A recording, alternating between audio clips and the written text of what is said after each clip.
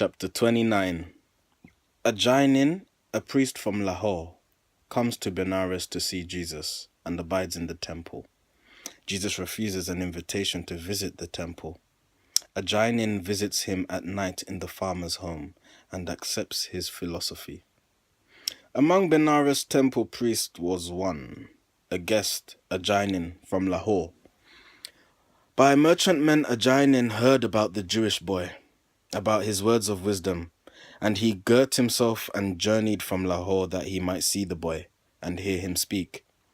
The Brahmic priests did not accept the truth that Jesus brought, and they were angered much by what he said at the Udraka feast.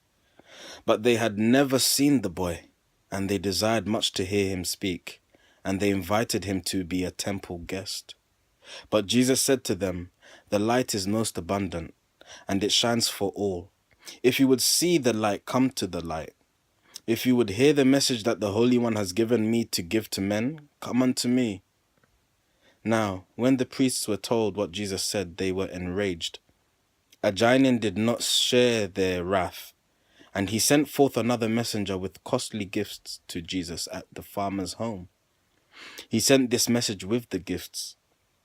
"I pray you, master, listen to my words. The Brahmic law forbids that any priest shall go into the home of anyone of low estate, but you can come to us. And I am sure these priests will gladly hear you speak. I pray that you will come and dine with us this day." And Jesus said, "The Holy One regards all men alike. The dwelling of my host is good enough for any counsel of the sons of men. If pride of caste keeps you away, you are not worthy of the light. My Father God does not regard the laws of man. Your presence I return. You cannot buy the knowledge of the Lord with gold or precious gifts." These words of Jesus angered more and more the priests, and they began to plot and plan how they might drive him from the land. A Jainin did not join with them in plot and plan. He left the temple in the night and sought the home where Jesus dwelt. And Jesus said, "There is no night where shines the sun. I have no secret messages to give. In light all secrets are revealed." A Jainin said, "I came from far away, Lahore, that I might learn about this ancient wisdom and this kingdom of the Holy One of which you speak." Where is the kingdom? Where the king? Who are the subjects? What its laws? And Jesus said, "This kingdom is not far away, but man with mortal eyes can see it not. It is within the heart.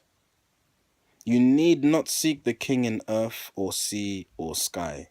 He is not there, and yet is everywhere. He is the Christ of God, is universal love. The gate of this dominion is not high, and he who enters it must fall down on his knees. It is not wide, and none can carry carnal bundles through. The lower self must be transmuted into spirit self. The body must be washed in living streams of purity." A Jainin asked, "Can I become a subject of this king?" And Jesus said, "You are yourself a king, and you may enter through the gate and be a subject of the King of Kings. But you must lay aside your priestly robes, must cease to serve the Holy One for gold, must give your life and all you have in willing service to the sons of men." And Jesus said no more. A Jainin went his way, and while he could not comprehend the truth that Jesus spoke, he saw what he had never seen before. The realm of faith he never had explored, but in his heart the seed of faith and universal brotherhood had found good soil. And as he journeyed to his home, he seemed to sleep, to pass through darkest night, and when he woke, the Son of Righteousness had arisen. He had found the King. Now, in Benares, Jesus tarried many days and taught.